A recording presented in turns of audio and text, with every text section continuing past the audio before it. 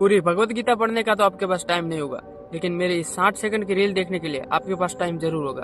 तो आज की कहानी शुरू होती है राजा शांतनु से।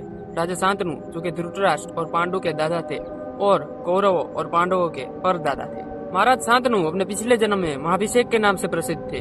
महाभिषेक अपना जन्म पूर्ण करके देवलोक पहुंचते हैं। इंद्र की सभा में एक दिन देवी गंगा आती है।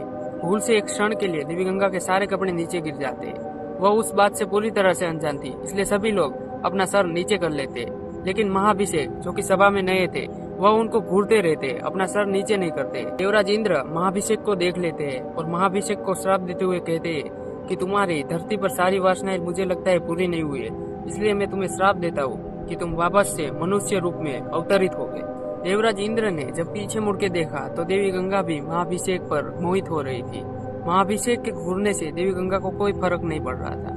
इस चीज को देखकर देवराज इंद्र देवी गंगा को भी श्राप देते हैं कि तुम भी मनुष्य रूप में अवतरित होगी और वह सारे दुख भोगोगी जो कि एक मनुष्य भोगता है। महाभिषेक जो कि राजा शांतनु के रूप में जन्म लेते हैं, लेकिन उनको अपने पिछले जन्म की कोई भी स्मृति याद नहीं रहती है, लेकिन देवी गंगा को अपने पिछले जन्म की सारी स्मृति याद रहती है। इसलिए वह महाराज शांतनु को अपना पिछला जन्म याद दिलाने की बहुत कोशिश करती है। लेकिन महाराज शांतनु अपने शिकार पर इतने व्यस्त थे कि देवी गंगा पर उनका कोई ध्यान ही नहीं जाता था।